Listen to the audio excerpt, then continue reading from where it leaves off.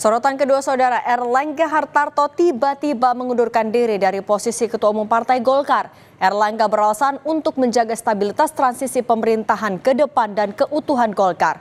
Banyak yang bertanya-tanya mengapa Erlangga mundur di saat Golkar tengah adem ayem dan juga hanya berselang 4 bulan sebelum masa jabatannya berakhir pada Desember mendatang.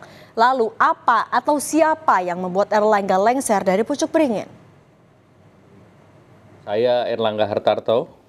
Setelah mempertimbangkan dan untuk menjaga keutuhan Partai Golkar dalam rangka memastikan stabilitas transisi pemerintahan yang akan terjadi dalam waktu dekat, maka dengan mengucapkan Bismillahirrohmanirrohim serta atas petunjuk Tuhan Yang Maha Besar, maka dengan ini saya menyatakan pengunduran diri sebagai Ketua Umum DPP Partai Golkar. Pernyataan dari Erlangga tadi menggegerkan panggung politik. Erlangga bilang pengunduran dirinya sebagai Ketua Umum DPP Partai Golkar berlaku sejak 10 Agustus 2024. Dalam video berdurasi 6 menit itu, Erlangga juga menyampaikan keberhasilan Golkar dalam pemilu legislatif dan Pilpres 2024 di bawah kepemimpinannya. Publik dibuat bingung, apa yang memicu Erlangga meninggalkan kursi Ketua Umum? Kenapa sekarang? Padahal hanya kurang 4 bulan lagi masa kepemimpinannya di partai berlambang beringin usai. Hal ini memantik isu berembus kencang jika kemunduran Erlangga karena ada tekanan. Pasca mundurnya Erlangga, kondisi internal Golkar relatif kondusif. Golkar move on dengan menetapkan Agus Gumiwang Kartasasmita jadi PLT Ketua Umum Partai Golkar. Sebaliknya berembus kencang, biang dibalik mundurnya Erlangga justru dari faktor eksternal. Nama Presiden Joko Widodo pun ikut terseret dalam dinamika partai beringin itu dan diduga cawe-cawe urusan dapur Golkar. Apalagi Erlangga sempat bertemu 4 mata dengan Jokowi di Istana Kepresidenan 1 hari sebelum dirinya mundur sebagai Ketum Golkar. Saat itu Erlangga sempat merespons sejumlah pertanyaan wartawan. Erlangga mengatakan dirinya memberikan informasi perkembangan terkini soal kondisi ekonomi.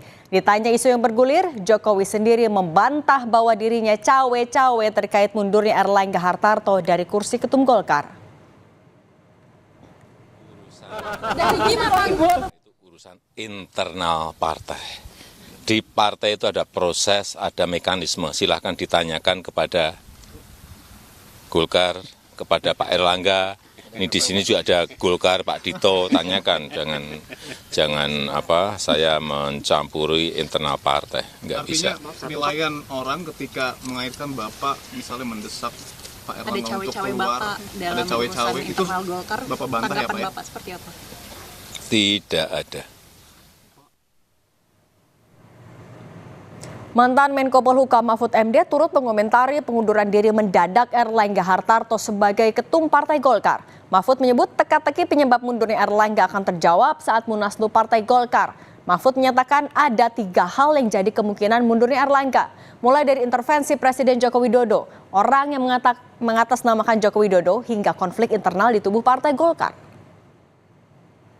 Sudah jawab, saya tidak tahu apakah itu intervensi dari Pak Jokowi atau itu sebenarnya ada orang-orang nakal mengatasnamakan Pak Jokowi atau memang ada konflik internal karena politik itu kepentingan. Nah itu semua akan terjawab dari 3 alternatif itu. Akan terjawab nanti sesudah Munaslup atau Munas yang dipercepat yang konon di akhir Agustus. Kita lihat aja perkembangannya.